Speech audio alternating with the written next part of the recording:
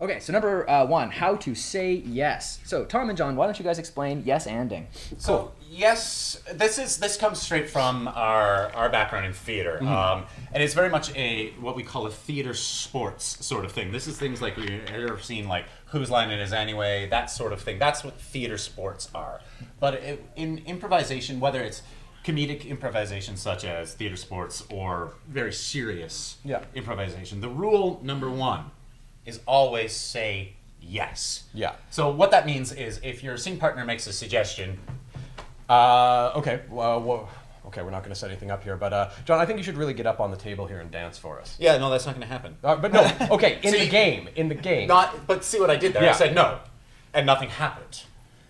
But Yeah. if you say yes, your story moves forward. Something happens. So that's the basic. It's really simple in concept, really difficult in execution, though. It's one of those little things. But yes, and is the next step. Yeah, like it's a thing. I've done work with improv. High school, which seems like forever ago now, but I did things. Competed in the improv games in Canada, in Saskatchewan. Was part of a team for that sort of thing. And the biggest thing to break through is that saying yes, but it's also a yes and. So if you say yes, if I say, John, you should get up on this table and dance, and he says yes and does it, well, that's funny. That's great. John's dancing. But now the story's also over. You know, there's nothing else going on. Yes and involves, yes, I will do that, and this is where we're going moving forward. It's a great technique to keep your stories going. It's also a great technique for your game master because it gives him that control that it sounds like we're telling him he doesn't have, right? If we're saying, oh, you have to say yes to whatever your players say, well, that kind of means that he's just sitting there going, sure, do that. We're fighting the gelatinous cube, just to bring it back to D&D here. All right, I cause a cave-in and everything collapses on top of it.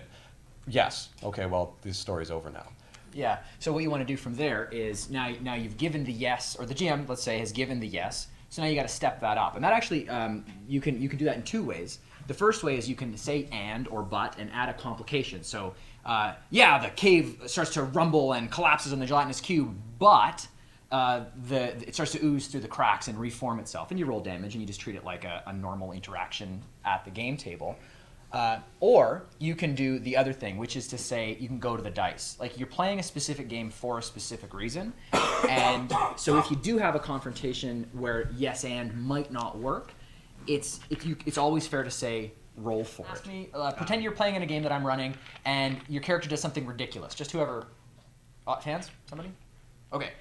Your character jumps off a bridge into a flaming lava pit.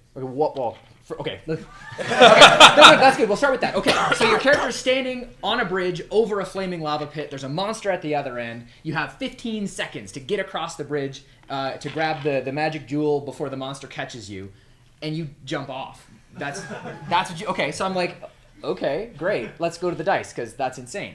But but no, fair. I don't want to shut you down. So I would say. Why do you want to jump off the bridge to your death in the fiery pit? Because you're terrified of the monster. Okay. Phobia of some kind, maybe. So you're building a character backstory there. Is there some reason you would do that rather than... So you give me a really hard one.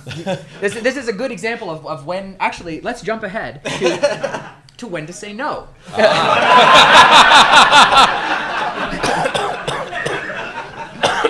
And this is we've been focusing on the GM. Players should be able to say no too as well, but that's a little bit different. But a GM should still have that power, right? Like they're in control of the game. They're the ones moving it forward. They're the ones trying to make sure that everyone is having a good time. Because you can run into the situation where someone is like, oh, I love this yes thing, so I'm just going to use this to make my character go, and I'm going to do everything. My character will look amazing, and everyone else is sitting at the table going, yep. Okay then. Can I have a turn yet? So sometimes it is important for the DM to say no in that aspect, but it's also important for them to say no if it's... help me out here. Where am I going with this? If it derails your story. Yes. Because as the storyteller, as the GM, as the dungeon master, your role is to tell the story, and you have a certain story you want to tell. That being said, you have to give your players the freedom to play in that story. But if all of a sudden, you're telling this tragic story of loss and sacrifice and that sort of thing, and one of your players is trying to turn it into a slapstick comedy routine, you're like, okay, Yeah. let's refocus. Yeah, and here that a becomes a little big theme. Yeah, or actually, that becomes a big theme or feel of your game. Like, where are you going with this? Are you telling a dirty, gritty cop story where everyone is really, really serious and death is a big around every corner, or are you getting into the more slapstick, smacking orcs with ale kegs or something like that, and just having a raucous good time? Both are great. But you got to really set that from the beginning between the player and the GM. But anyway, so how do we say no? For example, in our we're going to jump off a bridge into the lake of fire. You don't want to just tell your player, well, no, that's ridiculous, because maybe they have a very good reason. Maybe you don't know, but you want to. In my experience, I want to. I shouldn't say you want to. Maybe you don't. I don't know. I want to make sure that everybody's engaged. So maybe some suggestions that we would have would be like, let's say, for example, we're playing D&D. I'd be like, okay, cool, can you roll me a wisdom roll? Or if you wanted to engage the rest of the table, you might say, wow, you have a serious fear of this monster. Does anybody want to catch this guy's character and talk to him about it? Like, you might not have time, the monster's coming. Yeah. But catch him now, talk to him later. Yeah. Does someone else want to step in and be involved in this dramatic moment? Or you say, do you really want your character to die now? They say, yeah, it's a really good time for my character to die Yeah, dramatically. it's dramatically, thematically Yeah. appropriate. Then your question is, any last words? Yeah, yeah, and that we'll come back to the thematically appropriate deaths too, because that's a big thing that some of us really enjoy actually. So basically, we've done. Oh, right. We want to talk about degrees of success in that whole, like, if you're going to shut somebody down because it seems like it's time for the mechanics to come into play. You should. It's always good to know what's at stake when you roll the dice. So, give me an example. A good example, I guess, too, like we were talking about yes and when we were talking earlier. Say you're a couple of D&D players. You've got a wizard and a warrior, and they're trying to get through this, what they know is a locked door. Oh, right. For example. Yeah. They know it's a locked door. They know it's a trap door. They've checked it. They can't do anything about it other than kick that door down. Great. No problem. Degrees of success, right? So you as game master don't want to stop your game because nobody thought to bring a rogue. That happens. So what you say to the party is, great, you're going to get through this door through brute strength. We know that's going to happen. This is what it's going to cost. It's going to wake up the orcs that are hiding in the dungeon. It's going to do X number of damage to your characters. The trap's going to go off, whatever. But you make it clear ahead of time, and then the players can say, yeah, okay, let's do it. Or they can then say, maybe we should find another way in. And once again, as the game master, you have the options in there, too. Maybe there's orcs behind the door. Maybe it's trapped. Maybe they need a certain strength to kick that door open. Mm-hmm. And depending on how well your characters perform or how good their plan is or whatever, maybe not all three of those things happen. Maybe maybe you surprise the orcs through the door. Maybe, whatever. Yeah. Right? But you can reward, and to some degree, I don't want to use the word punish because that's not the adversarial sort of relationship that I want to talk about between storytellers and players. But reward or admonish, I suppose, your players for action.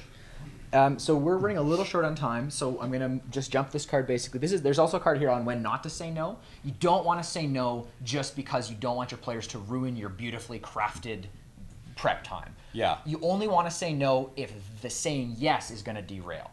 The whole undercurrent of say yes is keep things moving very quickly, keep them moving dramatically, and keep them interesting for everybody. Yeah, definitely. Like, it's the kind of thing, and as Drew said, to railroading, you have crafted a game. Sure, you have made a story, you have done some prep for it. However, it needs to be much more of a symbiotic relationship between you and your players. If all your players feel they're doing is existing in the beautiful story you're telling, well, I can watch a movie and do that. I mean, maybe I don't get to roll any more dice, but if I'm not involved in your story, then there's no point in me being there. I should be building with you, forming a story together kind of idea.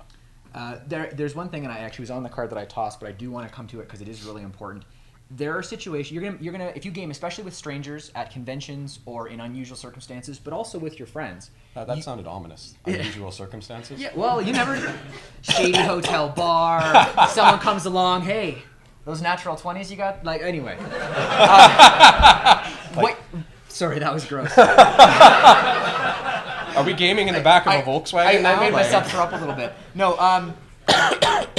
one thing you don't, and that would be a good situation, even though you want to say yes and you want to encourage play and you want to build on each other's ideas and be creative, you don't let that be an excuse to put you in an uncomfortable situation.